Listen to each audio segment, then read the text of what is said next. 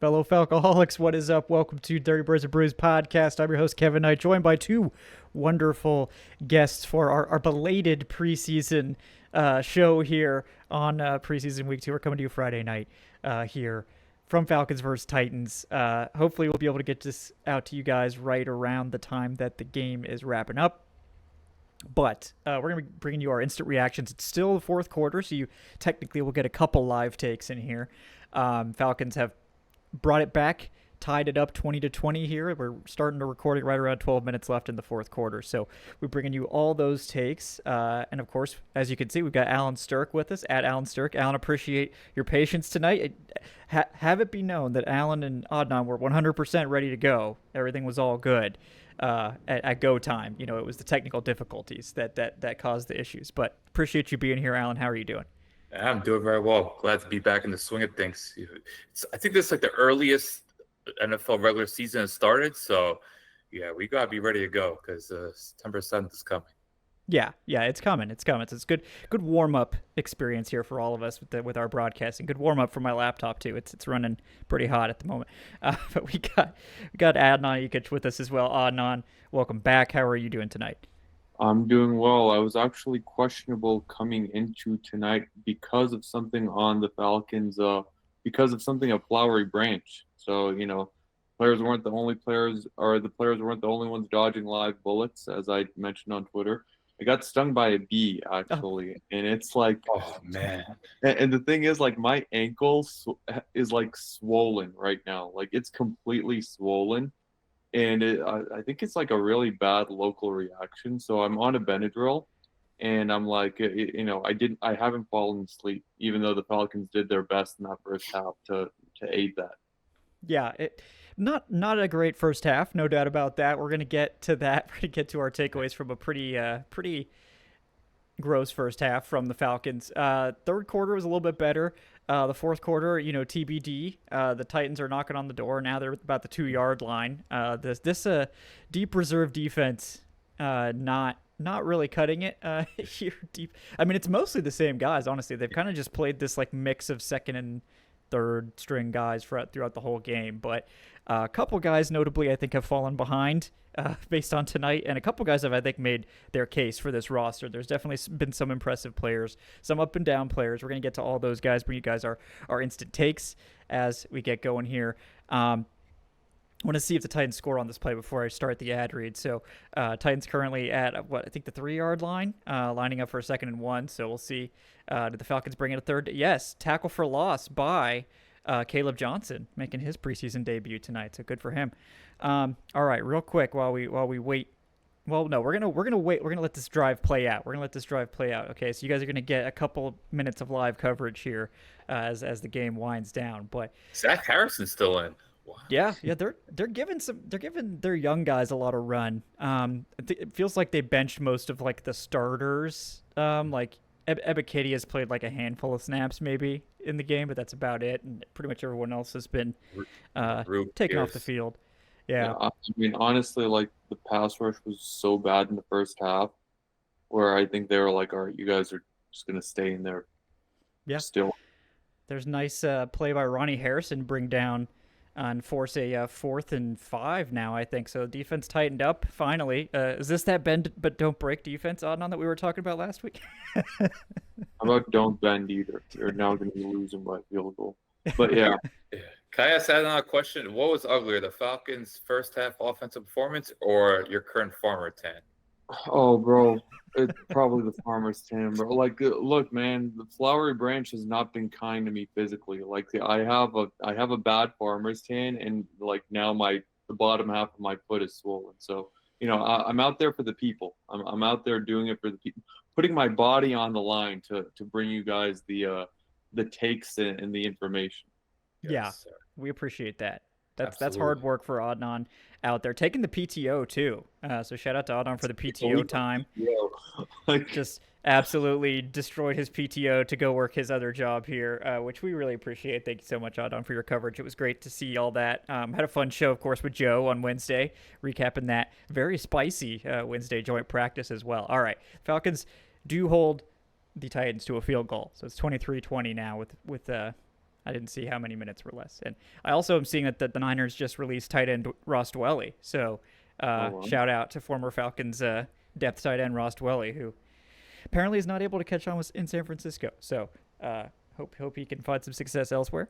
But yeah, before we get too far, real quick, I want to bring you guys a word from our sponsor tonight, ZipRecruiter. Guys, if you got your own business, you know it's tough to find good candidates. It can be like trying to find a needle in a haystack. You get a lot of resumes and not enough candidates that really fit the skills or the qualifications you're looking for, but not with ZipRecruiter. ZipRecruiter finds amazing candidates for you fast. And right now, you could try it for free at ZipRecruiter.com/audio.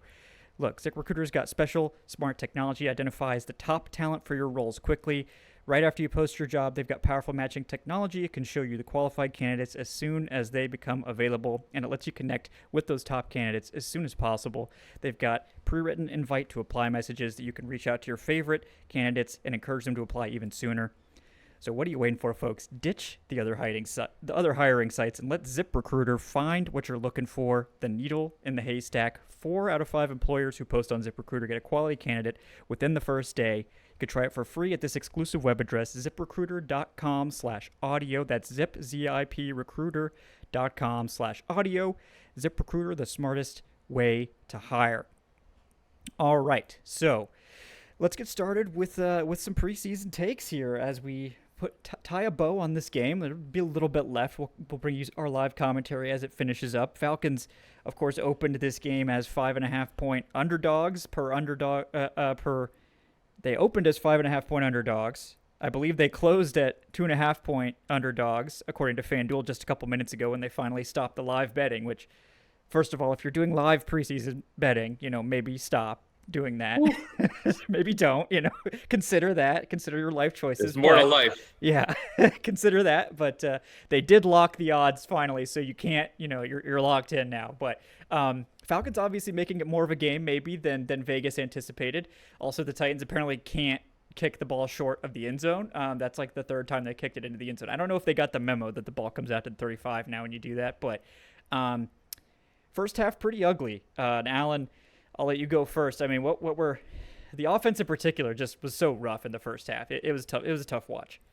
Yeah, and then particularly just the second string offensive line, because you have Elijah Wilkinson, Kyle Hinton, like these players have legitimate NFL starting experience. Like they've played games before, and just between the pre-snap penalties, not getting much push, I felt like even when the Titans didn't blitz, they're getting decent pressure. And then a lot of that was going on Nelson's side, who just looked completely overmatched. But I think the biggest concern, besides I think we know Easton Stick's limitations, but just the offensive line, pretty disastrous performance. Like I know offensive line play just in general has been on a downward slope the last 5 years across the NFL, but you were hoping to see at least like one standout, and I don't think anyone really flashed, and it just makes you realize how important it is for each of these stars to stay healthy. I think the Falcons, other than Drew Dalman last year, were relatively healthy, so it's going to be another case where it's just offensive line. If your offensive line's intact for pretty much a full season, then you have a really good shot at making the playoffs. Yeah, I agree with that. And, the Falcons' best second-string lineman and Storm Norton's also out with injury. So it's like that probably would help because, let's be honest, I don't think Jack Nelson's ready for this level at this point. Nice run by Emory Jones here, as long as he doesn't fumble. Good job holding on to the football there. But there's also a flag, so, maybe this is all for naught. But speaking of, offensive line, it's a hold on Atlanta. So keep that rolling. We had, I think, 4 penalties on Jack Nelson and Elijah Wilkinson alone in the first half. The offense, I think, had 6 penalties total in the first half. It was a tough watch, man. It was just, they just couldn't get out of their own way. Tons of false starts, sloppy stuff. I mean, it is preseason, but, we just don't want to see that. And interesting to me that they did try to move Wilkinson out to tackle. He hasn't played much tackle lately. He's played a lot more guard. So I think he's probably better off at guard. But if he can play tackle, that's always nice to see because, if he's going to be one of your depth guys, you want him to be able to play multiple spots. But yeah, I mean, it was rough. Pretty rough first half from the offensive line. And that bled over into the run game where we didn't really see anything from that unit until the third quarter started. But Adnan, what did you think about the team's ability to move the football? Penalties, you can't really discount the penalties because that really shot them in the foot. But, I mean, Any thoughts on the run game and everything else going on so far? Yeah, I mean, they couldn't move the ball really in the first half at all, and it really was to the detriment of that offensive line. And this is the second straight week where we've seen that offensive line just absolutely get cratered when it comes to run blocking, especially. Last week, the team had 11 carries for 22 total rushing yards.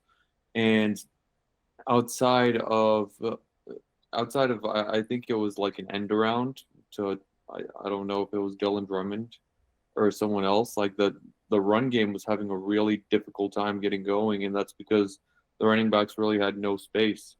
And yeah, I mean Jack Nelson, he's look, man, he's a bad football player right now.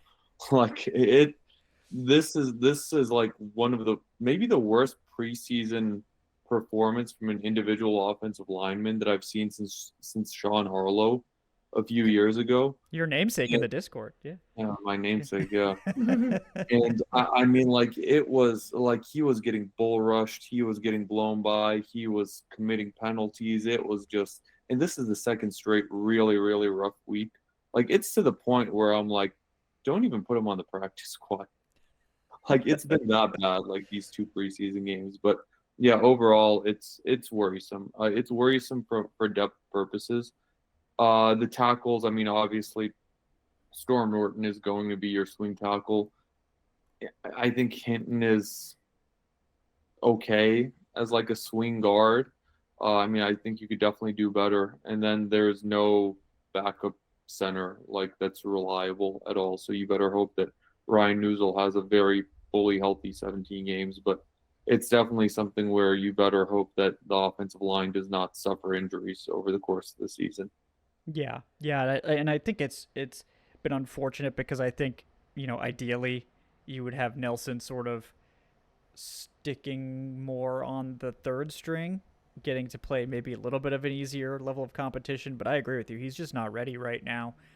He doesn't look up to the level of NFL competition, and we'll have to see if they want to develop him, or I mean I think he's gonna have to go to the practice squad at this point, and um, it's gonna be a tough challenge for him. As it is for any seventh rounder. Uh, and yeah, I think it's been disappointing. There's no doubt about that. But yeah, let's talk about the defense so far. And I thought the defense as a whole played fine. They did have the one big play to Cam Moore, but I thought the best play from the defense came mostly early, and then obviously at the end of the first half they end up giving up the touchdown. But Natrone Brooks in particular was one of my big standout players. And Alan, I don't know where you are on the Natrone Brooks hype train, but I'm like I was driving it. I think Trayshawn's maybe the semiconductor of the Natrone Brooks hype train, but I don't where know. where are you there? Yeah, Natrone's been my guy for like yeah, the that's true. past That's two true. like training camps. Can So there I'm be gonna have three people in the cockpit? I don't know. Do we need to make room for Alan too in the Natrone Brooks hype train? Are you on there too? I was the original driver here. Okay, okay. Adnan's been at camp, so Yeah. he's got the I've been first- shoveling the first- coal into the engine. Adnan's driving, Trayshawn's the semiconductor, and where are you on the hype train, Alan? Well, Kev, we did the DB show That's right. a few weeks ago. We talked about the Natrone Books, and I'll never forget the Natrone Books. The fact that that terrible Broncos game, Bo Nix threw 5 incompletions, and only 2 defensive backs had pass breakups that game. One was Jesse Bates, who was in ultra superhero mode, and Natrone Brooks in the slot. Because remember, the Falcons had like 3 healthy corners in that game, which might have been part of the reason why Bo Nix just had openings everywhere across the field. But Brooks had a moment where he just got into the hip pocket, broke it up, and it's just he has some ability, and I think his tackling could improve a little bit. But besides that, he seems like so. I think he also played a little bit against the Giants last year, but that game was over by the second quarter, so I can see why people check to have that. But yeah, he's flashed a bit, and I think the opportunity's there because I do think there's a lot of uncertainty with this cornerback group. Even though I think we know who's going to make the team, but it would not surprise me if Brooks maybe could get into the rotation as maybe first as like a dime corner. That could potentially happen, especially now Kevin King is on the roster. But no, I've been a fan of his over the past year, and he just seems like someone that just goes gets the ball, and he has good coverage instincts. Yeah, yeah, and I think Brooks has absolutely entrenched himself as one of the team's top, corner options, like depth guys. I do wonder if they'll start cross training him more in the slot too, just to give that flexibility. He did play there last year. Other than him being small, I don't really know what he can't do. I mean, you're not expecting him to play like lockdown corner or anything, but in terms of guys that you don't mind going to if you need him in a pinch, he's high up the list there. Speaking of corners, it feels like Lamar Jackson as Zach Harrison just misses the sack completely. There was good pressure though. It did force the throwaway, but that would have been nice if he could have finished that one. You got to get lower there. Oh. just He gets in the backfield. That's the thing, man. He is a disruptor. Yeah, he got in there and then just goes right past the quarterback. So good for that quarterback. He was like, if I just stand perfectly still, maybe like his vision's based on movement and he'll just miss me. But that's Simeon. That's former Saints starter. Man. Or former Broncos starter. Yeah, he was the Broncos. Was Simeon on the Falcons at one point? I want to say he was briefly, but I could be wrong. He just found so many teams. Yeah, that's true. He's just man about town, really, in the NFL. NFL grid, darling. Yeah. For those who know what the NFL grid is. Yeah. That's a good one. Yeah. Nice little return here by Dylan Drummond, too. Goes through a couple guys, but yeah, Lamar Jackson, unfortunately, I think has been the down player of the secondary today. Just the Titans seem to have a clear plan to victimize him, like close to halftime. And it just looks like he doesn't have the requisite change of direction. I love his size, but like it's been tough to see Lamar Jackson because he started camp really well, Adnan, but it just hasn't seemed to translate to the preseason. Yeah, absolutely. And I mean, Lamar Jackson is someone who was one of my big winners on day one of camp. And he, on the depth chart, was the top outside cornerback out after A.J. Terrell and Mike Hughes, up until now even. And I think these past two preseason games are really going to question his position and his safety when it comes to this roster. And I think right now, Natrone Brooks has overtaken him tonight with this performance. Because as you can tell, Lamar Jackson is still playing out there late in this fourth quarter. Natrone Brooks is, and that's very telling in of itself.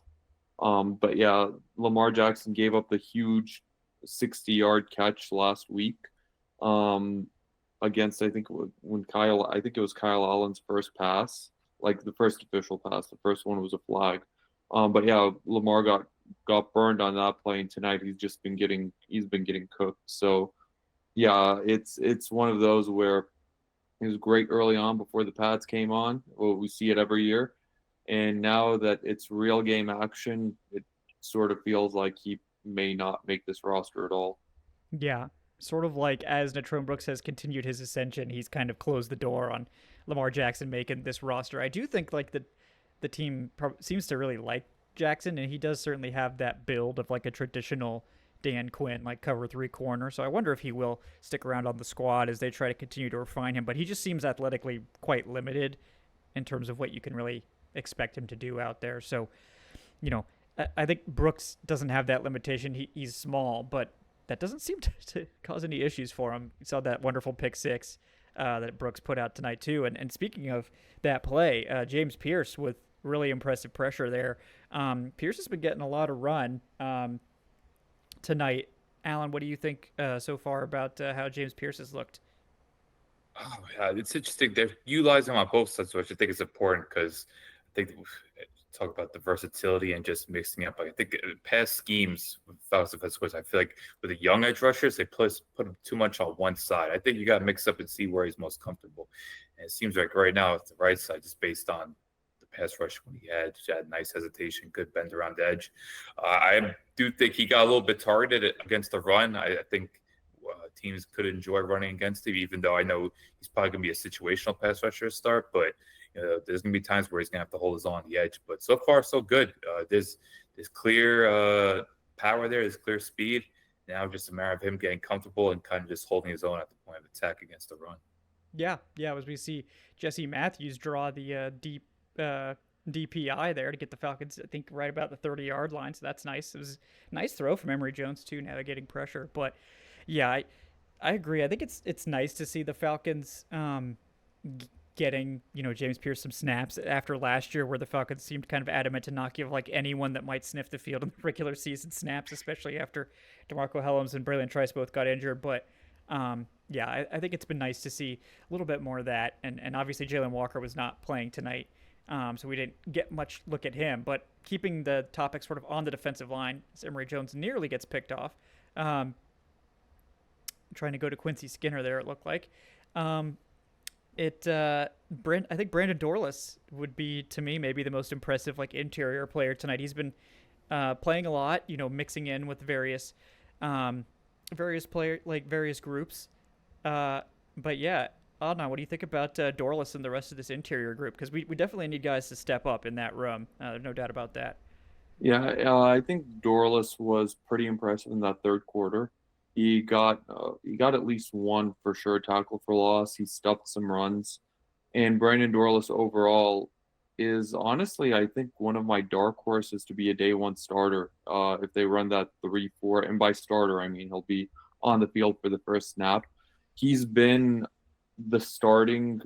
He's been with the starters a lot when they do their walkthroughs in the 3-4. It's David Onyemata at the nose, and then you have Dorlus and Rook on either side of him along that interior. But overall, that first half, outside of that really great pressure from James Pierce, which forced the interception, that was the ideal play. I didn't like what I saw from the pass rush overall at all, especially when Cam Ward was in there. It looked like Ward had a really, really clean pocket just about every single drop back. And I mean, Ward's stats, I think he was like 2 for 7, but one of those was a blatant drop from Van Jefferson on what It's was very it? familiar. Very familiar. I mean, that pass from on that play was so impressive from Yeah. Ward. I think it was his best play of the day. He like got it into like he got that touch pass into a window between like 3 Falcons. And I think it's making the rounds on Twitter now because Yeah. it's like Van Jefferson. That wasn't great. That wasn't great from him. But yeah, I mean overall, like the pass rush did not really have much of a push, and it wasn't great. It was a little concerning. Obviously, they got a little better in that third quarter when the players are even deeper on the depth chart for the Titans as well. But I would have definitely liked to see a little bit more in that first half. Yeah, that would have been nice to see. I agree that the first game was much better in that regard this week. Not quite as impressive. So we'll see, how that continues as we get through the rest of the preseason. Um, but yeah, I thought as a whole, it's been nice to see some pass rush, even if it's been more sporadic from these Falcons, because in years past we've gone entire preseason games without seeing them sniff the quarterback. So that's been nice. But yeah, continuing on my list of players to talk about is Easton Stick, who seemed to get like extended run tonight. So I wonder if like next week will be the Emory Jones game because they're like, all right, we're not playing any more like depth guys really. I thought, game one, Stick was awesome. Didn't really make any mistakes. Tonight, two big mistakes. One just really bad interception and another interception that didn't count because of penalties, but was still a really bad throw. So, Alan, I mean, how do you feel at this point about Easton Stick? We've seen kind of a really good game, and Stick did kind of bounce back a little bit later, but it was against deeper reserves, right? So it's like, I don't really know. I think this is pretty bad performance for him. So where are you at right now on sort of Easton Stick if he had to be the Falcons' backup quarterback? I would not be confident at all. He's just a slow processor. He gets a bit jittery in the pocket, like as most backup quarterbacks are. They're not going to be able to handle pressure well. But I just didn't like the fact that he just wasn't very decisive, particularly on interception. You saw him hesitate, and it's very easy for the second level defenders to get a read on what he's trying to do. And it just seemed like he was trying to get the ball out quick, which worked, I think, on the first drive. But the more he was playing, the more passes were getting telegraphed. And I do think that big touchdown was largely because of a coverage plus. It's good that he capitalized on it, showed some touch. But even with one, like there was I think late in the first half, it was a deep ball to Drummond that Drummond had at least 2 steps on the DB, and that should have ended up, if it was a touchdown, it's going to be at least like a 45-yard play. And that ball just kind of died. And so between the lack of arm strength and not processing well, and it just seemed like he was a little too hesitant. I would not be confident whatsoever if he had to play. Yeah. Almost a really awesome play there by Emory Jones to DJ Shark near the goal line. That was actually nice pass. Just Shark, that was a tough play for Shark to make, but nice pressure by the Titans there to force that one. But yeah, He had 1,000 yards 6 years ago. Remember He DJ did. Chark? Wow. I mean, he was the Panthers' #1 like 2 years ago going into the season. I think Yeah. after they traded DJ Moore, it was like, all right, it's going to be DJ Chark now, and he was like a fantasy darling and everything. Yeah, so we'll see. I mean, I wouldn't rule out DJ Shark yet, just because, like, again, he's had to acclimate, but it seems like Casey Washington maybe has locked up that roster spot. I mean, it's like that. By all accounts, he's been awesome in training camp, and they didn't even have him dressed tonight. So it's like it seems like he's kind of maybe won that spot. I don't really know if there's another spot on the roster, but practice squad's certainly in play. And another guy, I think that's a big factor for the practice squad is everyone's favorite target apparently, Dylan Drummond, once again leading the team in catches. Had a nice 12-yard jet sweep as well. So yeah, I mean, how are we feeling about Dylan Drummond, Adnan, and the rest of those receivers fighting for the roster? I don't think they're going to make the roster. So the top 5 are already locked up. Drake Mooney, Ray McLeod, Agnew by way of punt returner, and Daryl Hodge by way of being the main gunner on special teams. Casey Washington seems to be locked in. Like you mentioned, he isn't even dressed tonight.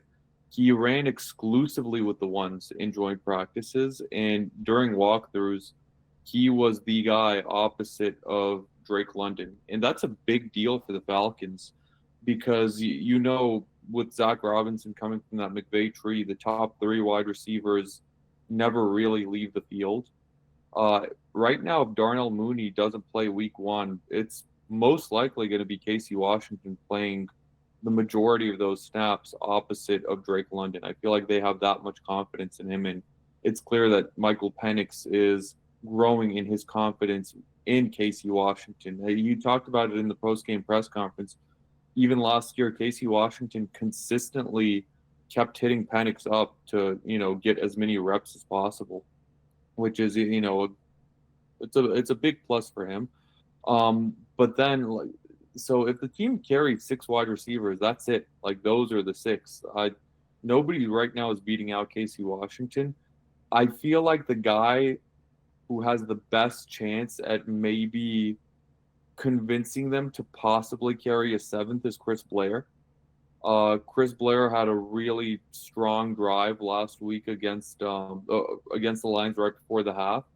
And then, tonight he had that 54-yard touchdown catch. But even then, I think Blair is probably going to be destined for the practice squad, just like one of Drummond or Shark. So I think right now the guys, all of those guys that we're mentioning, I think they're probably fighting for the right to be on the practice squad more than anything else, because I feel like the roster spots are pretty much locked up.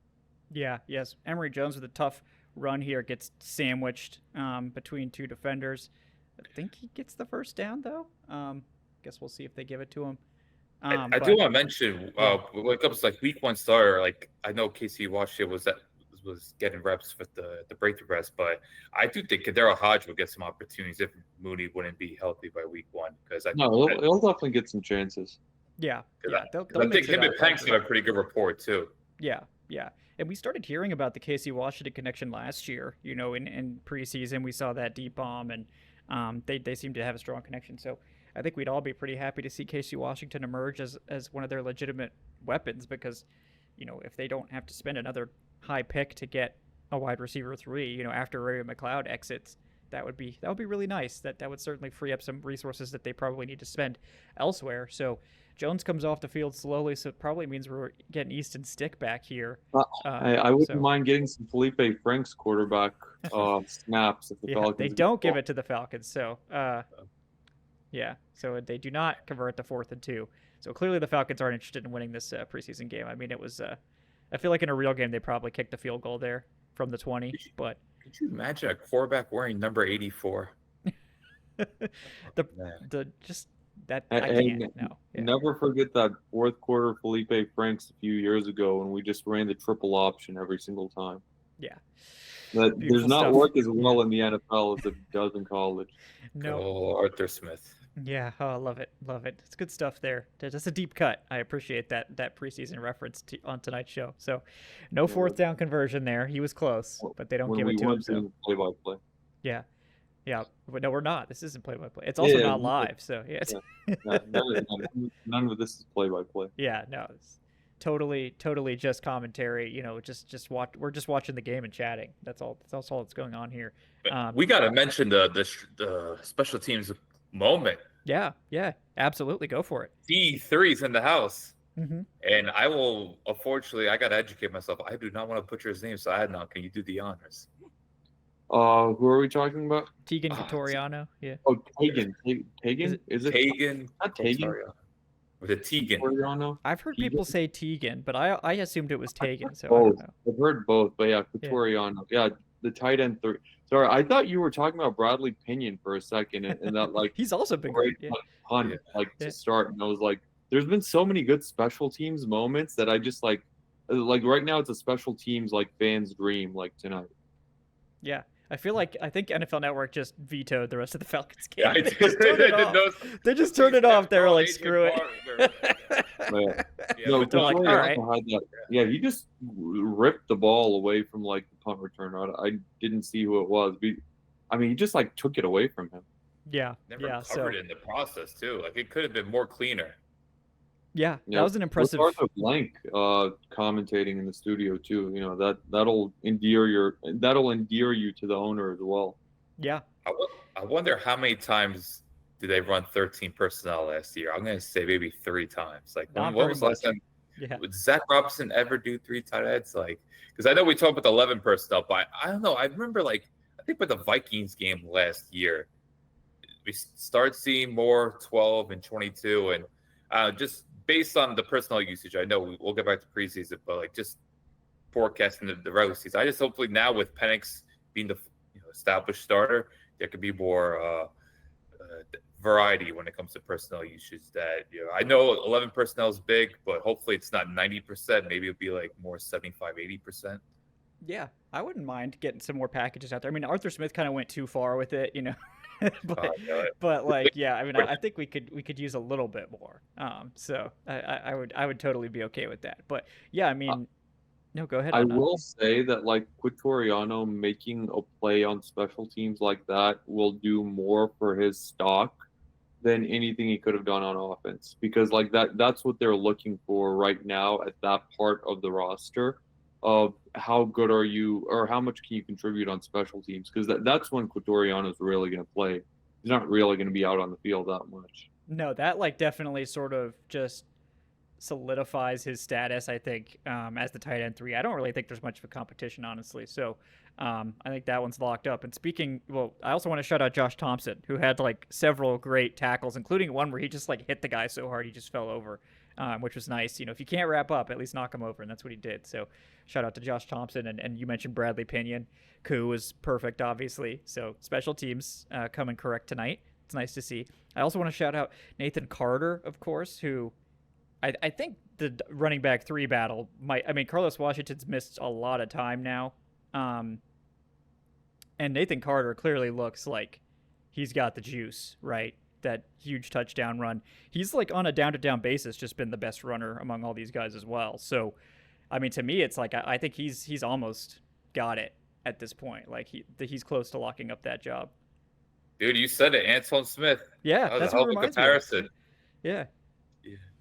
Just Just electric. Yeah. Maybe won't do a whole lot in between, but when he gets it, it's going to be big. So He has great patience as a runner. Like on that touchdown run, you could see the vision. The Falcons just had like both D'Angelo Malone and I think James Pierce had Simeon missed dead him. to right. Yep. They both just missed him like Yep. back to back. Yep. Wow, James Pierce is in? Yeah. Oh, man, Raheem. Making him play. Yeah. Yeah. Yeah, D'Angelo I- Malone just also was like the main misser on Yeah, that I mean, Malone did a great job, like Yeah. doing everything but like the final product. Yeah. But yeah, it's like what Dorlus said to the media: you can't have $1 million move with a 10-cent finish, and that's basically what that was. Phenomenal quote. Yep. Yep. But yeah, I think with Nathan Carter, I think Carlos Washington is indirectly one of the big losers tonight. And just in general, like Carlos Washington was supposed to, more or less have that RB3 spot locked up. They let go of Jason McClellan, who won that competition last year, and I thought, okay, it's probably going to be Carter's or Carlos's spot to lose at this point. And lo and behold, I mean, that's what happens sometimes. Suffers a hamstring injury, was out for both joint practices. He's been out for a bit, out tonight, and his main competition, Nathan Carter, scampers for a 43-yard touchdown where, like you said, it was great patience. It was a 3rd and 10 run, by the way. Yeah. A 3rd and 10 draw play. And yeah, I mean, right now it's Carlos Washington. It would be in his best interest to get healthy very quickly and to get back out there as quickly as he can, because Nathan Carter is coming for that spot at this moment. Yeah, that's a tough spot for him. Obviously hope he can get back out there. The Falcons would probably really like to have him for that last preseason game too. But yeah, it's a tough spot. And then when you have someone like Nate Carter, who's super duper athlete, I think has, like you said, shown off some pretty good vision and patience, which that was kind of his knock coming out of college. It was like, yeah, he's got the athletic talent, but hasn't really put it all together. He certainly looks the part so far. And that's kind of a nice thing for the Falcons to have, because they sort of have Algier, who we know can be the hammer, and he's very consistent. But they don't really have that guy other than Bijan that's got the athleticism in that room. That's kind of what they were lacking before. So it might be nice to have Carter for like late in the game when you just want to kind of, just see if you can break off a long run when the defense is tired, that sort of thing. And maybe a long-term guy that you can have as like an RB3. He's got returning ability too, so maybe that's something they can work on as well. Really like Nate Carter and what he's shown so far. Trying to think if there's anyone else. Falcons are trying to pull off they're almost in field goal range. Obviously, preseason doesn't go to overtime, guys, so no worries about that. I know some of you are probably like, wait, do we really have to do this? The answer is no, you don't. So Can Dylan Drummond make the practice squad, or you just think there's too many bodies? I think so. I think like right now, to me, I think I would have like Drummond and Blair on the practice squad, maybe Strk. And I think Strk and Nick Nash and David Sills are all fighting for it, but they're probably going to carry 3 receivers on the practice squad. That's what they typically do, maybe even 4. So, but yeah, I like that it's like a pretty fierce competition. So it is I feel like Sills is ahead of Drummond right now. And one of the reasons why I say that is because Sills, they yanked him after that first drive. Yeah. For the second week in a row. Like, Sills was out there early last week. They yanked him quickly, and Drummond was in there for the majority, of the game. So I think that shows how much they really like David Sills. And I mean, he's been one of the camp, heroes so far. So yeah, I mean, I think right now, after those, first 6, it's probably David Sills. Chris Blair is right there with him, and then TBD from there on. Yeah, him and Cousins have a great rapport, right? Yeah, they do. Mm-hmm. Yeah, they do. Like, he was Cousins' favorite target for a few days there during camp. Yeah, so that's nice to see. I think other guys. Do you guys have anybody else you want to shout out? I think we've covered most of the standout guys so far. I want to talk about concerned. What do you make of the linebacker depth? I don't know. No one really has emerged. I'm pretty skeptical of Ronnie Harrison. I mean, has Josh Woods played at all? I know, like, he was kind of their top depth linebacker who played last week and looked good, but I don't even remember seeing him, so I'm not even sure he played. So I don't even know if Woods dressed tonight. Like, he was a standout last week, and I think to the point where Caleb Johnson was like the guy, and Caleb Johnson played this week. Yeah, I think he was out last week, so yeah. Mm-hmm. So I don't know if that's them wanting to give Caleb Johnson reps because he's been hurt. But I mean, he was the guy after Troy Anderson went down. He was the dude getting all the first team reps until the injury. So that's sort of peculiar a little bit. I don't know like what the reason is for him playing so long tonight. Yeah, not sure, but like you said, it seemed like Johnson was sort of the first man up, and I mean, respect to Ronnie Harrison, who like had to show up and just like play like within like a few days, and he didn't look like too confused. I mean, he hasn't looked great tonight, but just shout out to him for like learning enough of the defense within like a few days to be able to play tonight. Good for him. Yeah, I think we're just with the linebacker group. Oh wait, we got Hail Mary here. Yep. Nope, Wait, that's it. Falcons turn it over on downs. Really. And it on a whimper. Did somebody get sacked? Is that what happened? Why did they lose so many yards there? It I was. think he I stepped think out it of bounds. was Oh. earlier. No. Yeah, maybe. So it shouldn't be we're not hitting the panic button, I guess, on the linebacker position. I didn't really see much out of the group tonight. But then again, the stars are resting. Troy Anderson's obviously out, and then Josh Woods in place. So I think they know who their core is. Look, I wouldn't blame you for being concerned about linebacker as a whole. Obviously, Yeah. Caden Ellis is great. They like Divine Diablo, but he's definitely a question mark. Yeah. And then beyond that, it's like, I mean, I don't trust Troy Anderson. Like, not one bit. I don't trust him to be healthy. We haven't seen him at all yet. Yeah. Yeah, that's and concerning.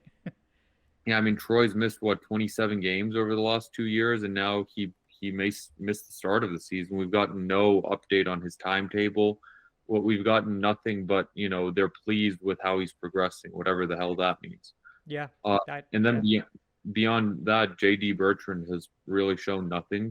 Forgot about him. Yeah, exactly. He wore the green dot tonight. Oh shit.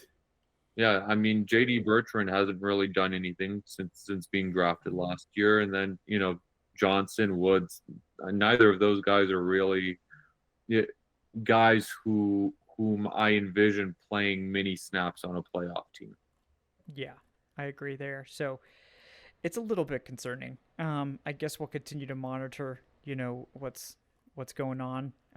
See if we can get a little more information perhaps about Troy's timeline and stuff. But I agree. It's like we just haven't seen him at all. Like, it's very concerning to me that he hasn't been able to play. Like, I don't even know what happened. Like, it sounded like he was on track to be ready for camp, and then he's just like, well, he's not. And then it's the preseason's. We're going into preseason week 3.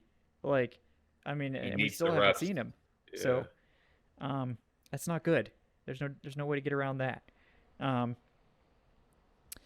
But anybody else you guys want to shout out? I think we've covered most of the guys here, and the game just wrapped up. Obviously, the Falcons can't pull off the tie here, but they do just fall 23-20. So not a terrible outcome, obviously. But I want to mention it was good to see Braylon Trice out there. I thought he flashed a little bit, showed some pop. I think he has a good get off. I don't know if he can make the rotation, but given his size, depending on how they want to play their base defense, maybe he could kind of get his winter rotation. Because I just think what comes like the nickel formation, like you just know they're selling their edge rushers. It's going to be the 2 rookies and Leonard Floyd and Arnold Ebiketie. So I think if Trice, if he needs to bulk up a little bit more, his best bet to get snaps this year would be playing base.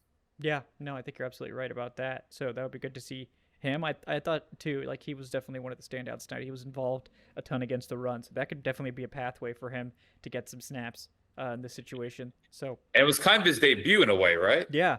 I mean, he played a little bit last week, but I think he started to come in sort of as that game got called, unfortunately. So, I think he's a little bit further down the depth chart, but tonight definitely was getting some more run early, so that's good to see. Yeah, I want to just talking about some of those pass rushing guys and the potential rotation. I think one of my losers is D'Angelo Malone. I didn't really see anything from him. I mean, we talked about it earlier in the podcast about how he missed that sack, but outside of that, he didn't really do much, and he was out there, late in the fourth quarter. I think they really like Malone on special teams, so that could be his saving grace to making this roster. But overall, I mean, D'Angelo Malone's just one of those guys where, he could. It depends on how much they like Khalid Kareem. Like, if Khalid Kareem, who wasn't even dressed tonight, ends up making the roster, then it feels like it'll be, Trice or Malone who, end up being the losers out of that. So, I don't think Malone helped himself or helped his case when it came to his performance on the field today. Yeah. Would have been nice to see him finish some of those sacks that he had shots at. That would have helped, but unfortunately, he also had a pretty ugly missed tackle in the open field. I forgot the receiver, but it was in open space, and just these type of plays you just expect to make. He's been in the league for a decent amount of time now. Yeah, he was also flattened on that rushing touchdown that the Titans had in the third quarter as well. Yeah, yeah, tough look there for Malone. So we'll see. Continue to monitor where he stands, but I agree. I think he's on the outside looking in on the 53 right now. So we'll see how that goes. But yeah, I think we've covered it. I want to obviously get this to you guys as soon as possible, so we'll probably go ahead and wrap this up so you guys can get your hands on this recap. Thanks for hanging out with us tonight, or attempting to, even though we didn't get to do the live show, but appreciate everyone's patience. Appreciate Adnan and Allen for sticking around to record this late. Had a good time, so good stuff there. Like and subscribe if you haven't done so already. Leave us that 5-star review on your podcast platform of choice. Allen's at Allen Strk on the Twitters. Allen, anything else you're working on you want to let the people know about? I'll just get ready for the season. I definitely have a couple of pieces covered out, working on something. Might do like a predictions piece, which I know might be a little played up. I never actually done predictions before, and I think it's bold to do. So work on that, and then I'm gonna have something with Penix as well. And I'll try to get at least 3 pieces up before the season starts. So I just think it's time to ramp up the content.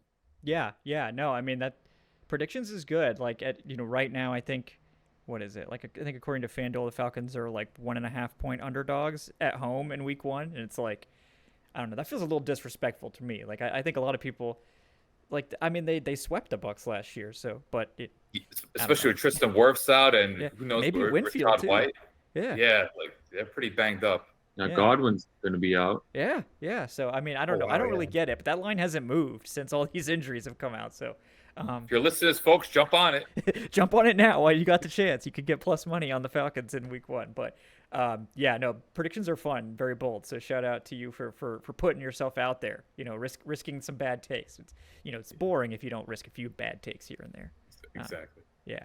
But Adnan Ikic with us as well. He's at Say Which Way. Adnan, anything you got going on? I will just plug my training camp recap articles from earlier this week on thefalcaholic.com. If you didn't get a chance to read those, it's basically all of my news and notes from the 2 joint practices against the Titans. So if you missed anything out regarding those, I mean, none of the starters on offense played, but the starters on offense were out there a lot during those 2 days. So you know, that sort of matters a little more than like what we saw in the preseason tonight. So if you haven't gotten a chance to check that out, then definitely check that out over on thefalcaholic.com.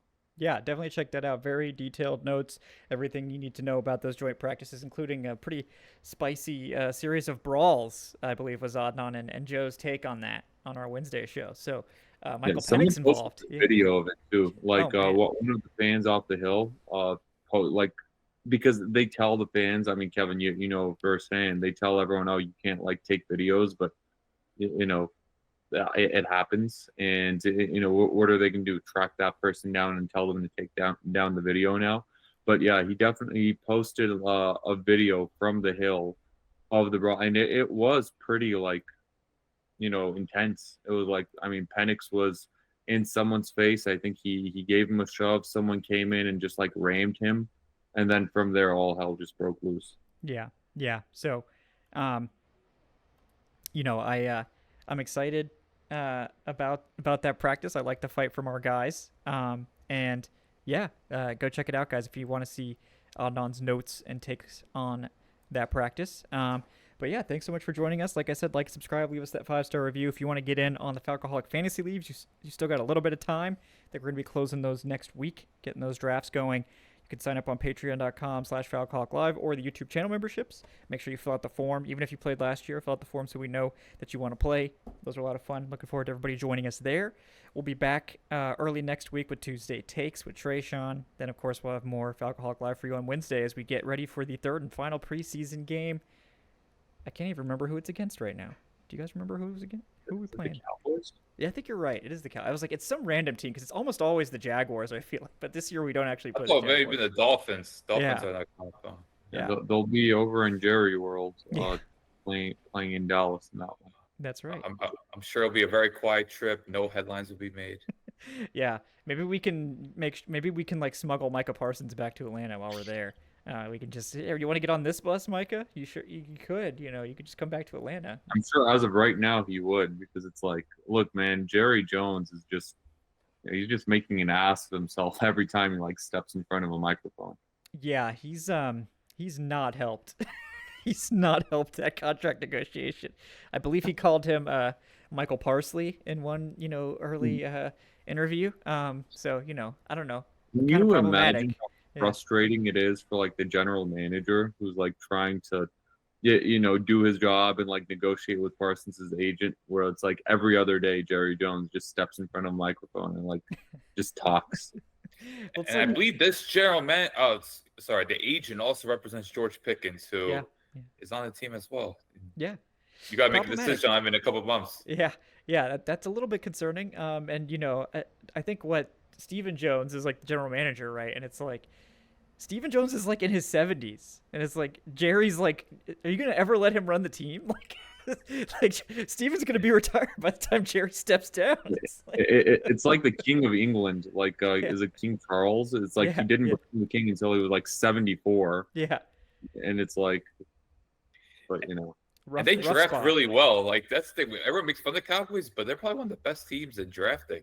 So, Yeah, like, he earned his thing. Yeah. Yeah, they just keep shooting themselves in the foot. It's really sad because you're right, they do nail it in that regard. So I wonder what that Big- team would be like if they just let Stephen Jones run it. But yeah, big ownership issue in general. Like it's, they're still. I mean, Jerry's still trying to live off the glory of the '90s, and it's definitely not helped his football club over the last decade. nope, definitely not. So there you go, guys. Some extra Cowboy slander here before to close out the show. So thank you guys for Be joining ready for us. next week. Yeah, just get you ready. Get those juices flowing. Shout out to everyone for hanging out with us. Thanks for watching. We will see you guys next time on Dirty Birds and Brews podcast, Falcaholic Live. Have a great night, folks. See you.